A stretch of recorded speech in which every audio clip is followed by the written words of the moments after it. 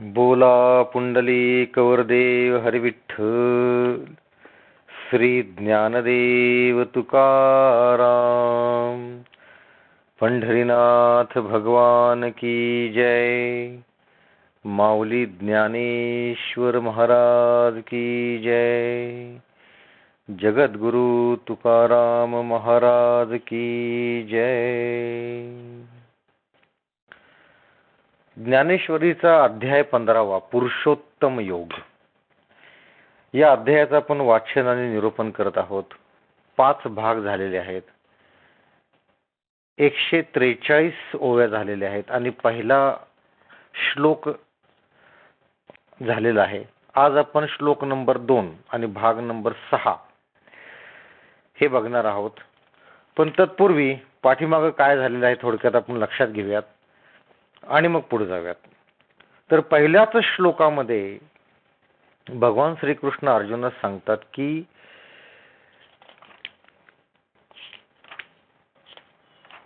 हा जो संसार रूपी वृक्ष आहे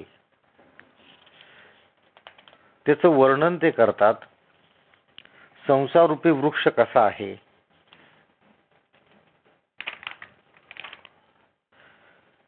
भगवंत म्हणतात की आपण आत्मस्वरूपाच्या घराला येत असताना मध्ये जो विश्वाभास प्रतिबंध करतो म्हणजे आडवा येतो तो हे जगत किंवा संसार आहे. आणि यालाच त्यांनी वृक्षाची, मोठ्या अशा वृक्षाची उपमा दिलेली आहे की हा असा मोठा वृक्ष आहे. तो वृक्ष कसा आहे, त्याचे मुळं वर आहेत आणि फांद्या खाली आहेत, असा उलटा वृक्ष आहे हा. आणि तो अतिशय विशाल आहे की ज्यानं आकाश पूर्ण व्यापून टाकलेला आहे, असा तो वृक्ष आहे. या वृक्षाच्या प्रत्येक फांद्या, प्रत्येक मूळ याचं इथं वर्णन आलेलं आहे.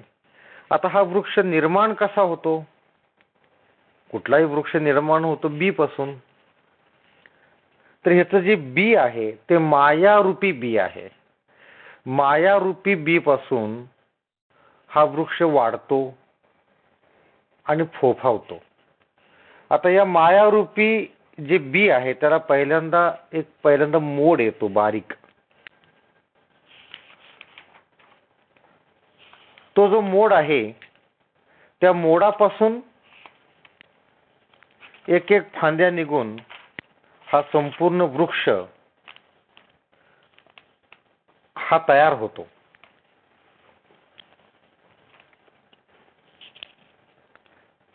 तर यातल्या प्रत्येक पहिल्या फांदीला काय नाव आहे, दुसऱ्या फांदीला काय नाव आहे, पहिल्या पानांना काय नाव आहे, हे सगळं आपण पाहिलेलं आहे. आता या वृक्षाला अश्वस्थ असं म्हणतात. अश्वस्थ म्हणजे कधीही न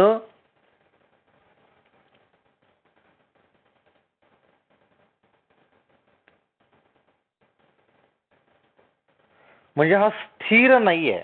हा जो वृक्ष आहे अश्वस्थ म्हणतात त्याला. अश्वस्थ म्हणजे काय, जे रोज पाणी पडतात, रोज त्याला नवीन पालवी येते. आपल्याला वाटतं की हा वृक्ष आहे, यात काही बदल होत नाही, पण तसं नाही. हा अश्वस्थ वृक्ष आहे.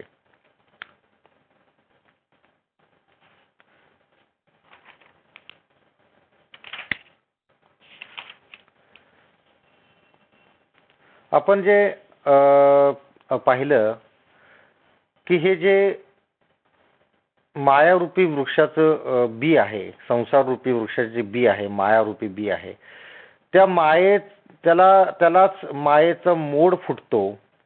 त्या मोडापासून स्वप्न व जागृती ही फले उत्पन्न होतात आणि ज्ञानरूप वृत्ती होऊन ते प्रथमच एक नाजूक पान त्याला उगवते.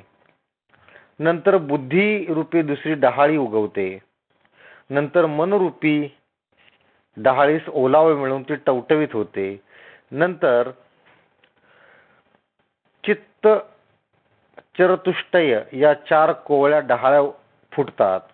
नंतर आकाश, वायू, तेज, पाणी आणि पृथ्वी ही पंचमहाभूतांची 5 फोके वेगाने सरळ वाढतात आणि त्यांनाच पंचेंद्रियांची विचित्र व कोवळी पालवी फुटते. अशा पद्धतीनं हा वृक्ष हळूहळू पहिल्यांदा आता हे रोपापर्यंत आलेलं आहे. 5 डहाळ्या फक्त 5 फोक फक्त फुटलेले आहेत. आता याचं वृक्षात कसं रूपांतर होतं हे आपण आजच्या भागात बघणार आहोत. तर त्या अगोदर हा जो वृक्ष आहे याला अश्वस्थ म्हटलेला आहे. अश्वस्थ म्हणजे श्व याचा अर्थ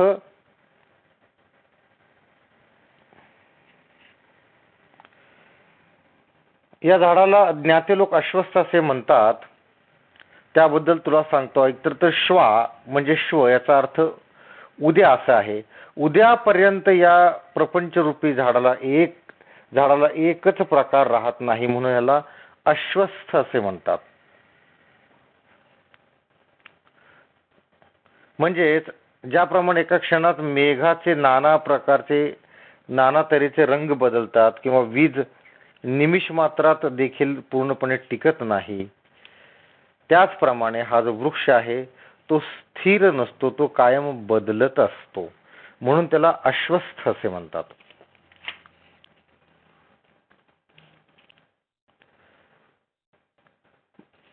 म्हणजे हे वृक्ष म्हणजे काय? संसार आहे.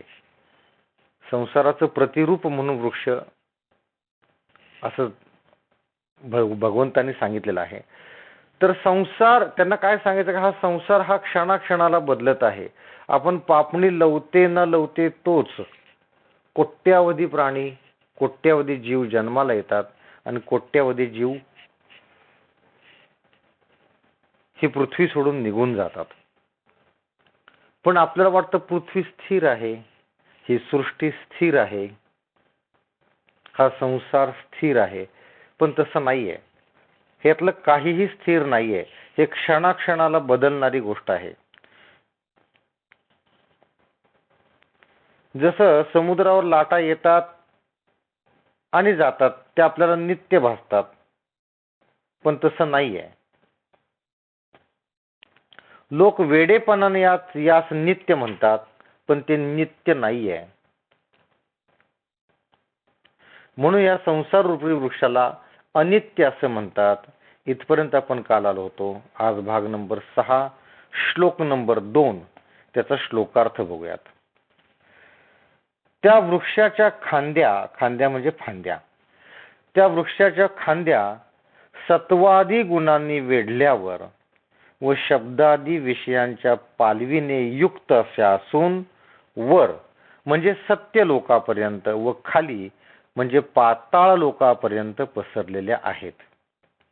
आणि खाली मनुष्य लोकात या वृक्षाची कर्म संबंधी मुळे एकमेकात गुंतून राहिलेली आहेत. बघा हा वृक्ष कसा आहे, अतिशय मोठा आहे, त्यानं आकाश व्यापलेला आहे. म्हणजे तो सत्य लोकापर्यंत आणि खाली पाताळ लोकापर्यंत तो पसरलेला आहे. एवढा मोठा हा वृक्ष आहे. तर याच आता जसं आपण म्हणले की हा वृक्ष आपण वृक्षाचं बी पासून रोपापर्यंत वाचलेला आहे. आता रोपाच्या पुढं याचा मोठा वृक्ष कसा बनतो ते आपण पाहणार आहोत. तर त्यासाठी आपण काही ओळ वाचणार आहोत आणि मग समजून घेऊयात. मग ययाची प्रपंच रूपा अधो शाखिया पादपा डहाळिया जाती उमपा ऊर्ध्वाई उजू आणि आधी फाकली डाळे तिये होती मुळे तयाही तळी पगळे वेल पालवू ऐसे जे आम्ही म्हणितले उपक्रमी तेही परिसे सुगमी बोली सांगू तरी बद्धमूळ अज्ञाने महादादिका शासने वेदाची थोरवणे घेऊनिया परी आधी तव स्वेदज जारज उद्विज अंडज हे बुडोने महाभुज उठती चारी यया एकेकाचेनी आणगटे 84 लक्षधा फुटे ते वेळी जीवशाखे फाटे सौंधची होती प्रसवती शाखा सरळिया नाना सृष्टी डहाळिया आड फुटती माळिया जातीचिया. मग या प्रपंचरूपी वृक्षास खाली शाखा येऊन त्या जमिनीत गेल्यावर पुन्हा त्यांना शाखा उत्पन्न होऊन वर सरळ शाखा उत्पन्न होतात. बघा, आता आपण कुठपर्यंत पाहिलं होतं की ह्या बी पासून हे या वृक्षाचं रोप तयार झालेलं आहे. 5 सरळ फोक वर गेलेले आहेत की जे पंच ज्ञानेंद्रियांची फोक आहेत. इथपर्यंत आपण पाहिलं होतं. त्यापुढे काय होतं की हा प्रपंचरूपी वृक्ष खाली या वृक्षास खाली शाखा येतात, खालच्या बाजूने शाखा येतात म्हणजे फांद्या येतात. त्या जमिनीत गेल्यावर पुन्हा त्यांना शाखा उत्पन्न होऊन वर सरळ शाखा उत्पन्न होतात. पहिल्यांदा या शाखा खालच्या बाजूला येतात, जमिनीत जातात आणि जमिनीतून पुन्हा त्यांना शाखा उत्पन्न होऊन वर वाढतात व ज्या डहाळ्या खाली येतात त्यांनाही मूळ फुटून खालच्या बाजूस वेल वाढून पाने येतात. ज्या डहाळ्या खाली येतात त्यांना मूळ फुटतं आणि त्याच्या खालच्या बाजूस वेल वाढून त्यांना पाने येतात. याप्रमाणे जे आम्ही आरंभी म्हटलो आहे तेच अधिक स्पष्ट करून सांगतो, ऐक. तर बघा, लक्षात घ्या, हे जे झाड आहे, आपण वडाचं मोठं झाड डोळ्यासमोर आणा आणि ते उलट वाढते असं लक्षात घ्या. म्हणजे त्याचे मुळं वर आहेत आणि फांद्या खाली आहेत. अशा पद्धतीने हे मोठंच्या मोठं झाड आहे की ज्याचं वरचा भाग सत्यलोकापर्यंत गेलेला आणि खालचा भाग पाताळापर्यंत गेलेला, एवढं मोठं हे झाड आहे. तर मूळ अज्ञान असून त्याच्यापासून अष्टधा प्रकृती उत्पन्न होऊन ज्ञानरूप मोठाली वने उत्पन्न होतात. मूळ काय आहे? अज्ञान आहे. आणि त्यापासून अष्टधा प्रकृती निर्माण होऊन ज्ञानरूप मोठाली वने उत्पन्न होतात. पण आधी या झाडाच्या बुडापासून स्वेदज, जारज, उद्भिज्य व अंडज अशा 4 मोठ्या फांद्या फुटतात. या झाडाच्या बुडापासून पर्यंत 4 मोठ्या फांद्या फुटतात. कुठल्या? त्याची नावं दिली आहेत: स्वेदज, जारज, उद्भिज्य व अंडज. या 4 मोठ्या फांद्या फुटतात. यापैकी एक फांदी बळावली म्हणजे त्यांना 84 लक्ष योनिरूप फांद्या होतात. आता प्रत्येक फांदीला 84 लक्ष योनिरूप फांद्या फुटतात.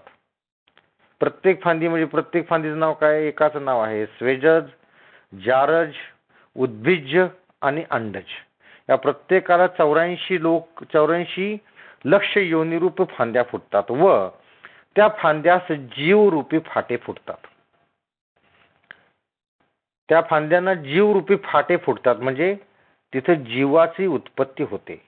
व सरळ फांद्यांपासून ज्या डहाळ्या आडव्या फुटतात त्या निरनिराळ्या जाती होत.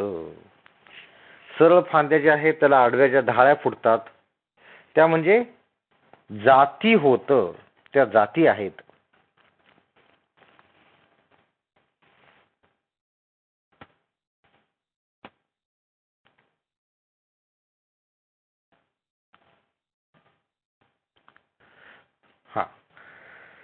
स्त्री पुरुष नपुसके हे व्यक्ती भेदाजी टके आंदोळती आगिके विकार भरे जैसा वर्षा कळू गगनी पाळले जे नवघनी तैसे आकार जात अज्ञानी वेली जाय मग शाखांचेनी अंग भरे लवोनी गुंफती परस्परे गुणक्षोभाचे वारे उदयाजती तेथे तेणे आचटे गुणाचेनी झडझटाटे तिही ठाई हा फाटे ऊर्ध्वमूळ, ऐसा रजाचिया झुळुका झडाडिता आगळिका, मनुष्य जाती शाखा थोरावती, तिया ऊर्ध्वी ना आधी माधारीची कोंदा कोंदी, आड फुटती खांदी चतुर्वर्णाच्या.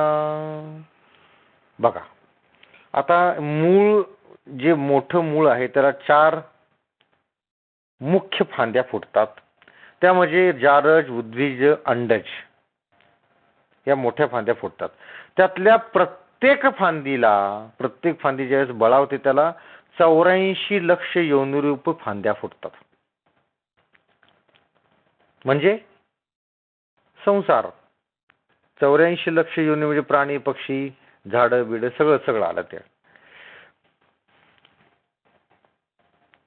यापैकी एक फांदी बळावली म्हणजे त्या 84 लक्ष रूपी फांद्या फुटतात व त्या फांद्यास जीवरूपी फाटे फुटतात, म्हणजे जीव उत्पन्न होतात. या सरळ फांद्यांपासून ज्या डहाळ्या आडव्या फुटतात त्या निरनिराळ्या जाती होतं. मग आता मनुष्याचा जन्म होता बघा. मग स्त्री, पुरुष, नपुसक असे व्यक्तींचे भेद उत्पन्न होऊन त्या विषयांच्या भराने एकमेकांवर आदळतात. म्हणजे हा जो संसार रूपी वृक्ष आहे त्याच्या कुठल्या स्तरावर मनुष्याचा जन्म होतो परत सांगतो. तर ह्याच्या बुडापासून 4 मोठ्या डहाळ्या उत्पन्न होतात. कुठल्या? जारज, उद्भिज, अंडज आणि स्वेदज. आता या प्रत्येक फांदीला 84 लक्ष रूपी फांद्या फुटतात. त्या फांद्यास जीवरूपी फाटे फुटतात. बघा जीवरूपी फाटे फुटल्यानंतर मग काय, या सरळ फांद्यांपासून ज्या आडव्या डहाळ्या फुटतात म्हणजे छोट्या फांद्या फुटतात त्या निरनिराळ्या जाती होत. मग स्त्री, पुरुष, नपुसक असे व्यक्तींचे भेद उत्पन्न होऊन त्या विषयांच्या भराने एकमेकास आदळतात. ह्या ज्या डहाळ्या आहेत या डहाळ्यांवर मनुष्याचा जन्म होतो, स्त्री, पुरुष आणि नपुसक असे. आणि त्या डहाळ्या एकमेकांवर भाराने एकमेकांवर आदळतात. ज्याप्रमाणे वर्षाकाली आकाशात मेघ उत्पन्न होतात त्याप्रमाणे अज्ञानामुळे पुष्कळ जातींची शरीरे उत्पन्न होतात. वर्षाकाळी आकाशात जसे मेघ उत्पन्न होतात, अगदी भराभर ढग उत्पन्न होतात, त्याप्रमाणे अज्ञानामुळे, हे महत्वाचं आहे, अज्ञानामुळे पुष्कळ जातींची शरीरे उत्पन्न होतात.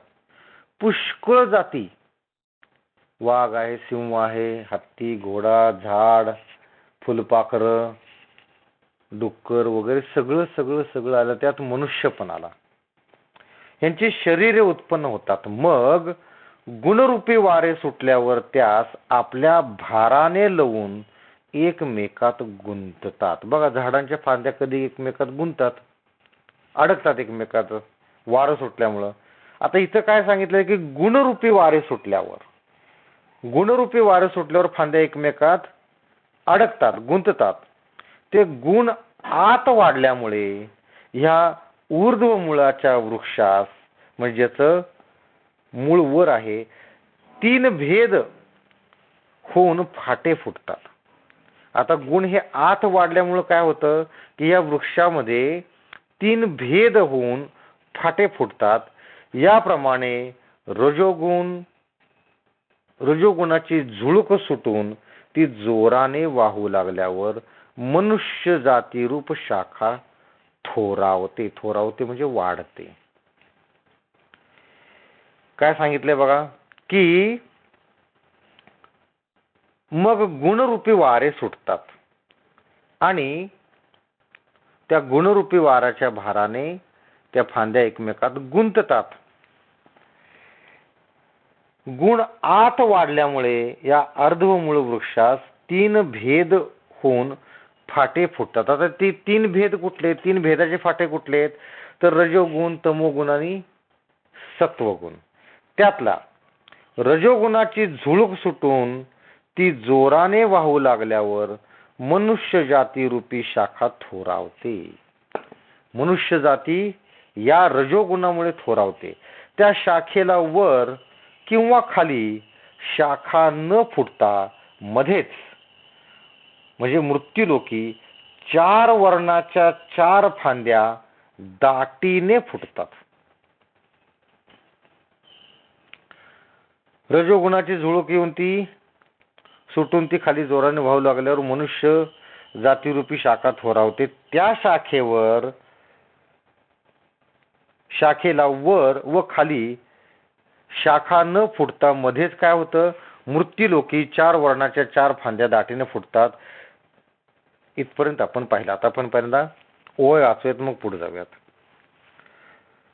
तेथ विधी निषेध सपल्लव, वेद वाक्याचे अभिनव, पालव डोलतो बरव, नीच नवे, अर्थू कामू पसरे, अग्रोवने घेती थारे, तेथ क्षणिके पदांतरे, इह भोगाची, तेथ प्रवृत्तीचे निवृद्धी लोभे, खाके जेते शुभाशुभे, आणि नाना कर्माची खांबे, नेणो किती, तेवीचे भोग क्षिणे मागिले, पडती देहांतीची बुडसळे, तव पुढा वाढी पेले, नवे या देहाची, आणि शब्दाधिक सुहावे, सहज रंगे हवावे, विषय पल्लव नवे नित्य होती.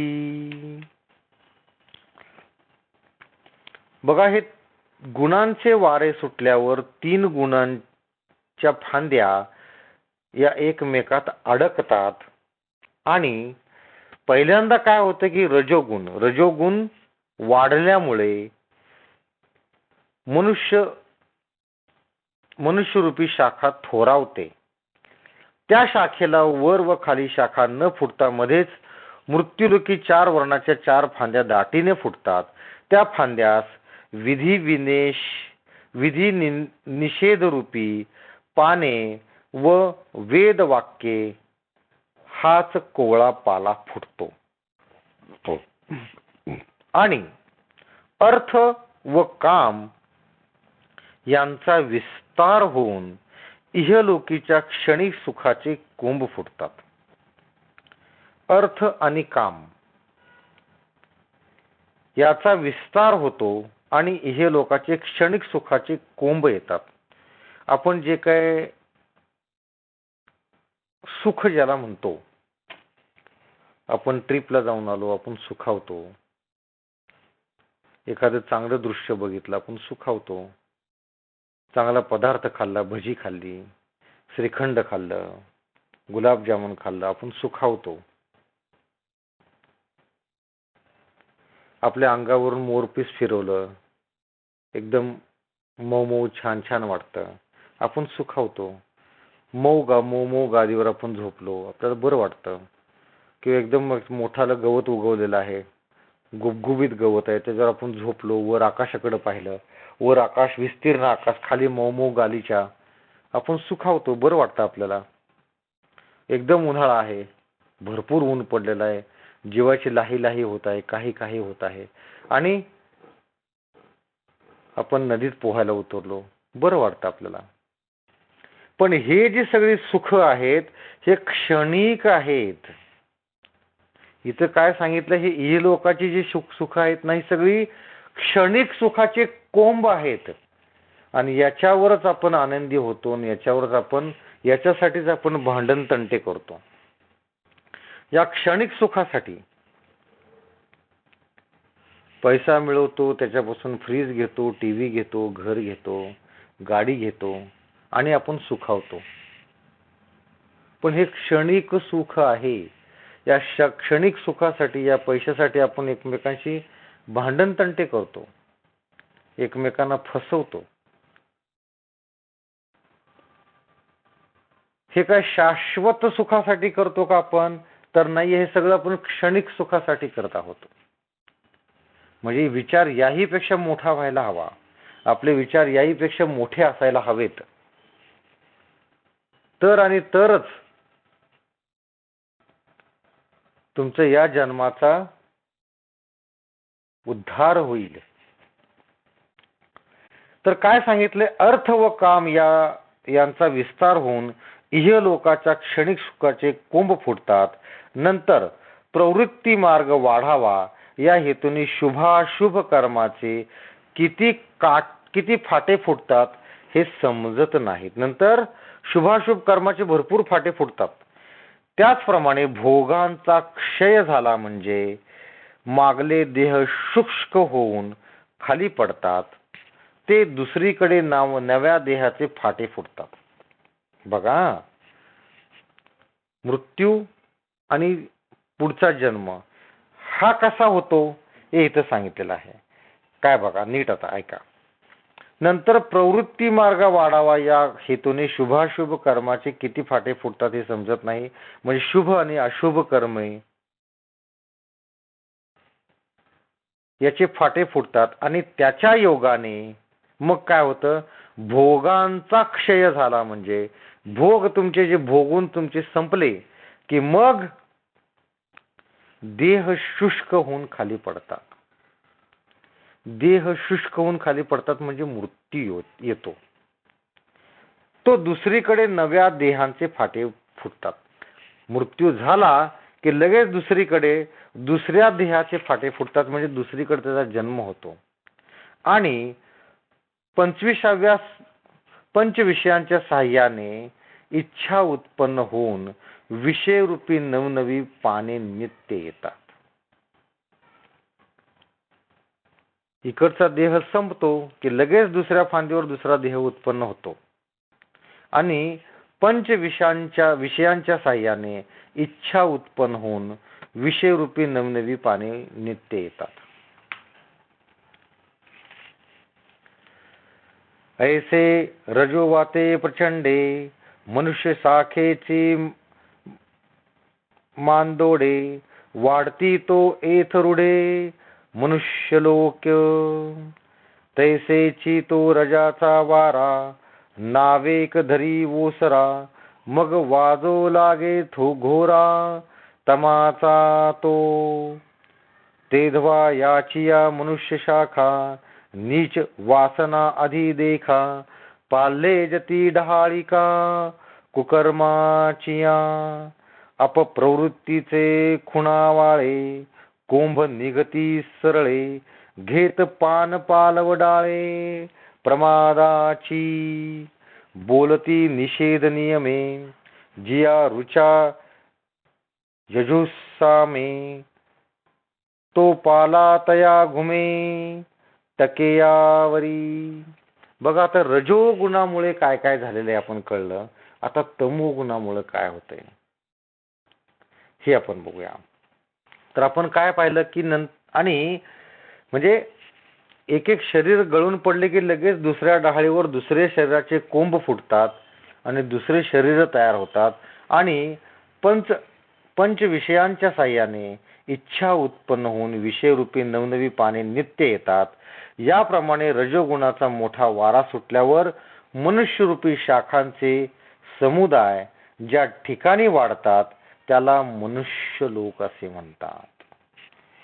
याच संसार रूपी झाडावर कितीतरी फांद्या आहेत, कितीतरी 84 लक्ष योनी आहेत. त्यातली एक योनी म्हणजे मनुष्य योनी, मनुष्य रूप, मनुष्य लोक.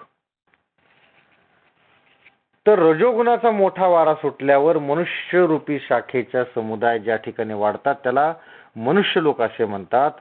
त्याचप्रमाणे हा रजोगुण रूपी वारा क्षणभर थांबल्यावर तमोगुण रूपी वारा मोठ्या सपाट्याने वाहू लागतो.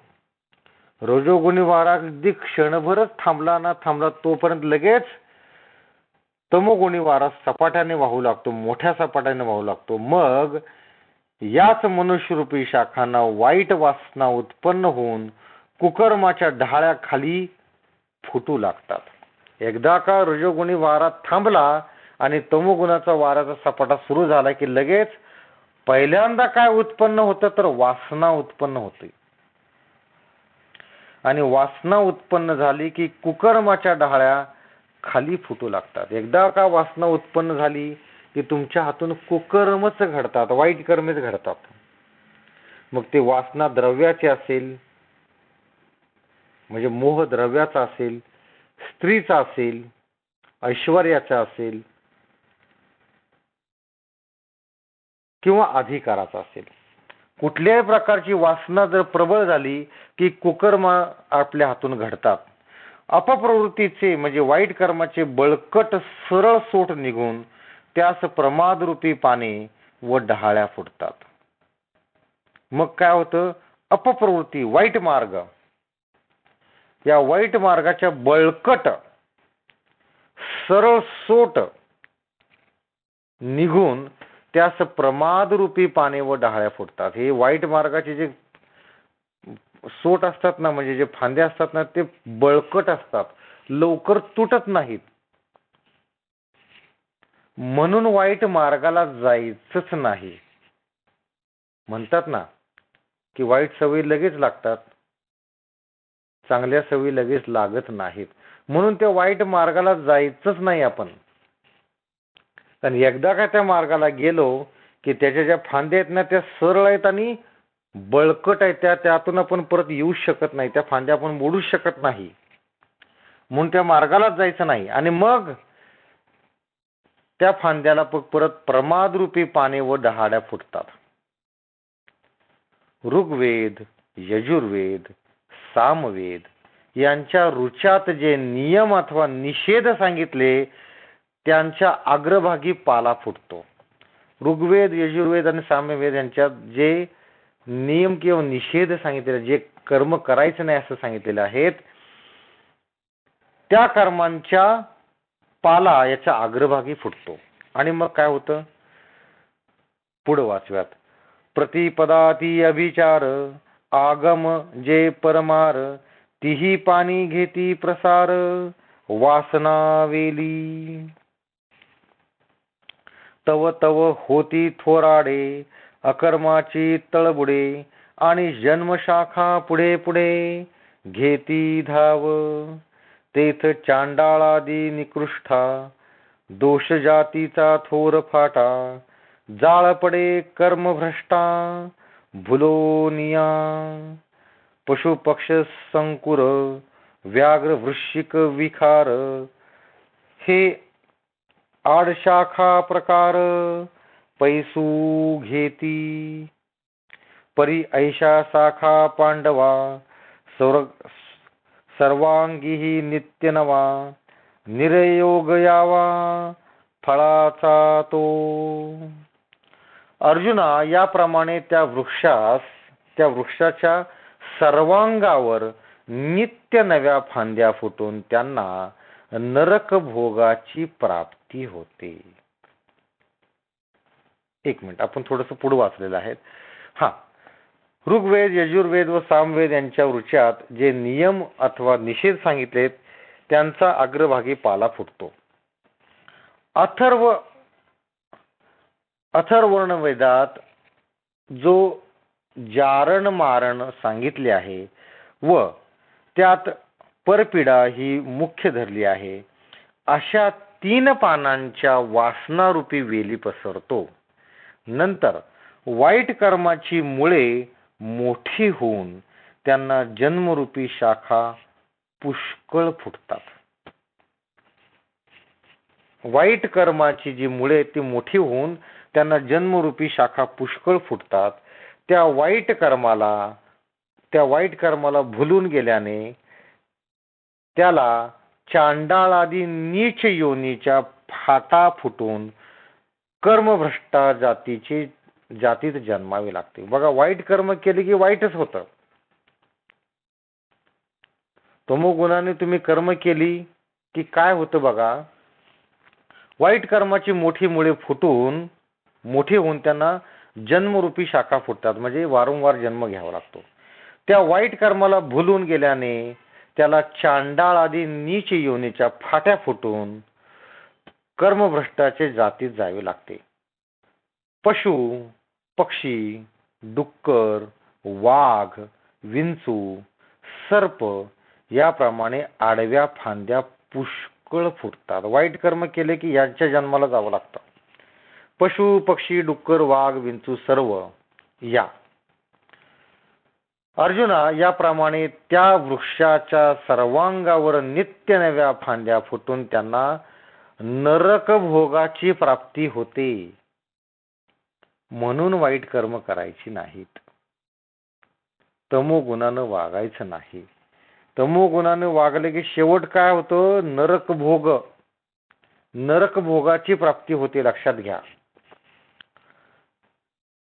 आणि हिंसा विषया पुढारी कर्म कुकर्म संगे धुरधरी जन्मवरी आगारी वाढतीची असे. ऐसे होती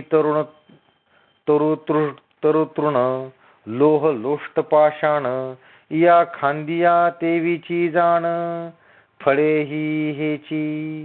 अर्जुना गावधारी मनुष्या लागुनी या परी वृद्धी स्थावरावंतरी अधो शाखांची. म्हणून जी मनुष्य ढाळे तिये जाणजी अधिची मुळे तेथ येथुनी हा पगळे संसार तरू. एरवी उद्वीचे पार्थ मृदर मूळ पाहात आधीची या मध्यस्थ शाखाया. एरवी पार्था वर जाणाऱ्या फांद्यांचे मूळ पाहू गेले असता वर व खाली यांच्या मध्ये जी फांदी आहे तिचे ते मनुष्य जन्मच होय. तेच ते मनुष्य जन्म होय. म्हणजे वर जाणारी फांदी आणि खाली जाणारी फांदी याच्या मध्ये जी आडवी फांदी येते तोच मनुष्य जन्म होय. परंतु तमोगुण व सत्वगुण यांच्या दुष्कर्म व सत्कर्म यांनी भरलेल्या शाखा या मधल्या शाखेपासून खाली व वर जातात. तमोगुणाची शाखा खाली जाते आणि सत्वगुणाची शाखा वर जाते. अर्जुना, वेदत्रय रूपी पाने दुसऱ्या कोणाला लागू नसून मनुष्य योनीलाच लागू असतात. वेदत्रय रूपी जे पाणी आहेत ना, हे बाकी कुठल्या योनीला लागू नाही आहेत, फक्त मनुष्य योनीला लागू आहेत. म्हणून मनुष्यरूप खांदी ही जरी वरच्या मुळापासून खाली वाढली आहे तरी कर्म वृद्धी रूप शाखा हिच्यापासून उत्पन्न होते. आता मनुष्यरूपी जी फांदी आहे ना, ते वरच्या मुळापासून खाली वाढलेली आहे, खाली येणारी फांदी आहे. तरी कर्मवृद्धी रूप शाखा हिच्यापासून उत्पन्न होते. आणि दुसऱ्या झाडाची तरी हीच तरा आहे की फांद्या वाढल्या म्हणजे मूळ दृढ होते व मूळ बळकट झाले म्हणजे त्यांना फांद्यांचा विस्तार होतो. त्याचप्रमाणे या शरीराची गोष्ट होय. म्हणजे शरीर आहे तोपर्यंत कर्म केले पाहिजे व कर्म जोपर्यंत चालले आहे तोपर्यंत शरीर नाही असे म्हणता येत नाही.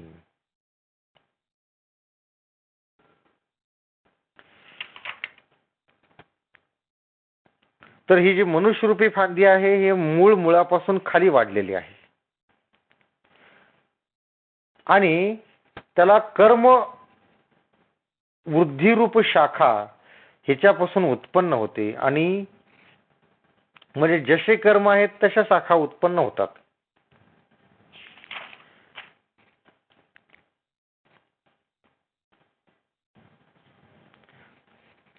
तर लक्षात आलं कशा पद्धतीने हे झाड पुढे वाढलेलं आहे. 5 फोक पंचेंद्रियांची 5 फोकापासून हे मोठं झाड वाढतं. त्याला मोठे मोठे 4 पहिल्यांदा फांद्या फुटतात. उद्वज, जारज्य, स्वेदज आणि अंडज, त्यांना 84 लक्ष योन्या प्रत्येक त्या फांदीवर असतात. त्यातल्या मधल्या फांदीवर 84 लोकांच्या मधल्या फांदीवर मनुष्याचा जन्म होतो. मनुष्य तिथे असतात. त्यांचे पुष्कळ असे झुंडीच्या झुंडी तिथे राहतात. आणि ज्या वेळेस गुणांचा वारा वाहतो त्यातून 3 गुण तयार होतात, तमोगुण, रजोगुण आणि सत्वगुण. आणि जसे गुण तसं फळ. रजोगुणापासून मिळणारं फळ तसंच असताना तमोगुणापासून तमोगुणाचे वारे वाहिले की काय होतं, शेवट त्याचा नरक भोगाची त्याला प्राप्ती होते. आता उद्याच्या भागात आपण सत्वगुणाचे जे जोरात वारे सुटले, सत्वगुणाने जर मनुष्य वागू लागला तर त्याचं काय होतं हे आपण उद्याच्या भागात पाहणार आहोत. सर्वांनी डोळे मिटायचे आहेत, हात जोडून घ्यायचे आहेत आणि संकल्प करायचा आहे.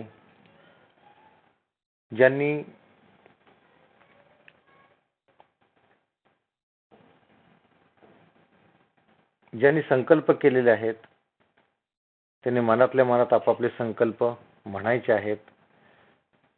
ज्यांनी व्यसनमुक्तीचा संकल्प केलेला आहे त्याने तो मनातल्या मनात म्हणायचा आहे. ज्यांनी सत्वगुणाने वागण्याचा संकल्प केलेला आहे त्याने तो मनातल्या मनात म्हणायचा आहे. ज्यांनी वाईट कर्मे सोडून द्यायचा संकल्प केलेला आहे त्यांनी मनातल्या मनात तो म्हणायचा आहे. बोला पुंडलिक वरदेव हरी विठ्ठल. श्री ज्ञानदेव तुकाराम. पंढरीनाथ भगवान की जय. माऊली ज्ञानेश्वर महाराज की जय. जगद्गुरु तुकाराम महाराज की जय. सर्व संतों की जय. जय जय रघुवीर समर्थ.